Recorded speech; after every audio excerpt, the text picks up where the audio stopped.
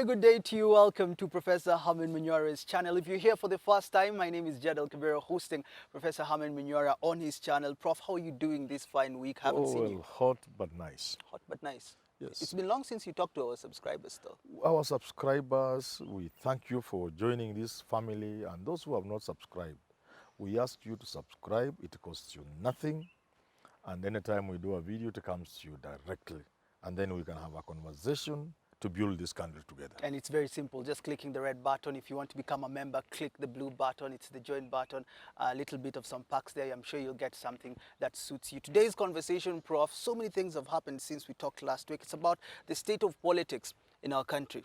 One thing is for sure, people are still speaking about Raila Odinga climbing Mount Kenya. He's visiting different counties, gotten support from different governors. My question for you today, as we start the conversation, is will he be able to reach the peak of Mount Kenya without Uhuru's support?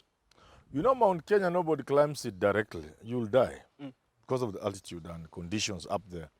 So there are routes going up, and many people take several trips before they finally get to the peak. So Raila is somewhere there, he's moving up. Does he much need Uhuru Kenyatta? No, well, of course, he needs Uhuru Kenyatta. It's Ruto who may not need Uhuru Kenyatta as much as Raila. But even on his own, only roadblocks have been placed in his way on his way up the mountain. Now, those who normally place those roadblocks, you know, the boulders, you are climbing and big, huge rocks are being rolled down. The people who have been doing that are now with him, so it should be easy for him to climb. What does the support of the governors mean about the region for him? You see, Raila has an approach that is different from Uhuru's. Raila's approach is to reach the mountain via political leadership, via religious leadership, via business communities. Even today, I think he's meeting them, business people. So that is how he's doing. He started by getting with Uhuru Kenyatta the political leadership. You remember, these people who are with him, including governors and some MPs, were initially not with him, some of them. But they came on board, and all of them, without exception, governors and so on, are with Raila Odinga, save for a few MPs like Naishungwa. The next target now is meeting the business community. I'm sure he's going to follow this by meeting religious leaders, so sectoral leaders, and then finally he will get to the people. So it is through the leaders that, yes, that he'll be that able is his to approach. Get the people. Yeah. Now, how about DP? DP has been going around counties, selling his agenda, speaking about his hustler nation. Will he be able to convince these regions and then follow your advice of not relying fully on Mount Kenya for him? It is now more a little too difficult, too late now. It's too late for the DP to capture the imagination of the rest of the country the way he has captured Mount Kenya. Unless he changes strategy. But if he continues sowing seeds while to cheering crowds, hustler, bottom up, my friend, these people have told you, they are not reliable. But in the fullness of time, like I keep using that cliche phrase, the fullness of in time. the fullness of time. Yeah. I hate to use that phrase, but I am forced to. But in the fullness fullness of time, he will say Manyora was right. But looking at his game now, he seems to be following almost everything that you've been saying. Right now, collaborating with Governor of Bado, saying that he's ready to merge with the small parties. You said that this might be a blunder for him, but it seems like he's making a way so that he can get the likes of Kiunjuri's party, Moses Kuria's party. Won't this be beneficial? That is already too late for him. Moses Kuria is already at war with them. There's no way they'll get to a point where they'll agree. And people already begin to sulk. The likes of Moses Kuria were hoping they will be top on the list of the people he's considering for DP, for running mate. That's why he said. And now he's almost certain it's the Rigathi or somebody like that. So Kina Kuria already sulking.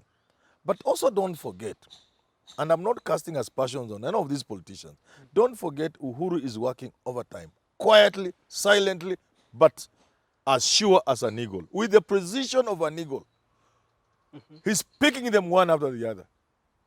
So of these people who are talking about small parties, Mount Kenya unit, a good number are doing Uhuru's bidding. Even though some of his allies are saying that Uhuru doesn't want to hear anything about politics now. Yeah, of course. That is part of the strategy. I am telling you, when you combine Uhuru and Raila, me, I laugh. People think, I don't know how people, we know this country. We know politics of this country. To tell me that Ruto can face Raila and beat Raila in an election, my friend, you are joking. Raila is a political machinery. Is something, my friend, when he unleashes his political genius with the support of Uhuru Kenyatta, they will whitewash Ruto in the next 6 months. You'll see. There will be nothing like Ruto. For you mean Uhuru right now is making way for Raila Well, in the mountain, and this is why that is his game. Raila And I said it from as early as 2018. I'm not saying it now, and I'm not saying because they have asked me to say. Gideon Moi is... I'm not even their person. Let's speak about Gideon Moi. He said we should wait for a big announcement. Yes. Boma's 30th of this month. He's saying that people are calling it the presidential bid announcement for him. Will he be able to destroy some of the votes that will come from their Kalenjin region if they let him run? Because you said some of these players are just flower girls and they're there to disrupt some of the votes. What will Gideon Moi bid for presidency impact? Two things. Number one, Gideon Moi, Uhuru Kenyatta, Raila Odinga are our team. Don't go and look for anything else. These guys are together. Number two, saying he's running for president cannot be a big announcement. Because everybody expects him to say that. So let's wait and see that big. But it can't be that I'm going to run. That is obvious. Okay. That can't be big. So will it be conflict on Oka or just trying to find themselves positions He in the could next say government? he could say he wants to be president of this country, but he feels he will be disrespectful if he doesn't support the old man.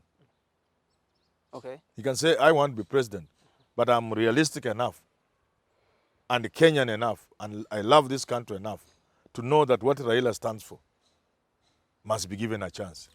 And for that reason, I support him. That could be the big announcement, but I'm going to run. Oh. That is kawaida announcement. So it's not about 2022. I know, day after tomorrow, I think like that. Yeah. You will see. He will not. If he says I'm going to run, he will have chickened out. He will have chickened out Yeah. from the major announcement. From the major going to run is everybody expects him to say that. So the major announcement is supporting. Nick Salat can even say that on his behalf. Okay. Yeah. Let's take a look at other Oka leaders now. Musalia Mudavadi is still saying that he will not play second fiddle. Also, Kalonzo Musyoka still on the same game. Are we waiting for any announcement from them soon that they are going to support Raila? I have no doubt whatsoever in my mind. Again, in the fullness of time, allow me to say that again. These fellows will go and work with Raila. They have no option. They are doing it at zero option. Kalonzo and Mudavadi are merely annoyed with Raila. They know they stand no chance at them. They are just annoyed that they have supported him. Somebody like Mudavadi has supported Raila materially and politically. So he feels annoyed. But that's not enough. Anger is not enough. Anger cannot deliver you the presidency. So, reason is soon going to prevail again in the fullness of time. Okay, let's talk about them now, still playing hardball, saying that they will not support Raila. If they don't, will it backfire on them politically? Certainly. They will be finished. Finished completely. They will never, ever feature in Kenyan politics again. Never. They will go to Seikulu, rare goats and poultry. Davadi will go to Mululu or do his business, but not politics. It will be the end of them. I have said this. Let me say it again, hopefully for the last time. Okay. Next year is a generational change moment. The only person who will be relevant outside government, the only person who can be relevant outside government is William Ruto, depending on how he plays his politics. If he doesn't, if he softens, because he's soon going to see he's losing, he will see it. If he hasn't seen now, he's going to see he's losing. If he doesn't go that other bad way I said, and decides just to be civil about it, go into an election knowing he's losing, he can play politics in the way I suspect Raila played with Uhuru 2017, 2018. No. He knew he was not going to get this thing and began talking to Uhuru through proxies. You think this handshake just happened? They began way back, even before the elections of 2017. So Ruto can realize by January, this thing is gone. Now, if he plays without telling his close confidants and his followers, but begins to talk to Raila and Uhuru, let's go into this election, whoever wins, he may be the only person who can be relevant outside government. Anybody else who will not be with Raila and Uhuru that will be the end of them politically. Complete, they will never resurface because it's a moment of generational change. Okay. And you only survive if you are in government. And even then, going forward will be very difficult for these crop of politicians we have to run this country post-2032. Do you honestly see them losing the votes that they carry? Someone like, let's say, Kalonzo Musyoka carries almost 2 million votes from the Eastern Province. Yes. Doesn't he stand a chance to also remain relevant with all these votes and also probably even swing votes come 2022? Where will you take 2 million votes? Even, they will be distorted. Even through a runoff? If Kalonzo is running alone, the canvas will know he's going nowhere. This is a fact. People like Wambua, people like my friends, they are there. They know this. If Kalonzo Musyoka is doing this thing on his own, canvas know he's going nowhere. For that reason, Ngilu, Mutua, Kibwana will carry some of those votes to Raila. You can say that about Mudavadi.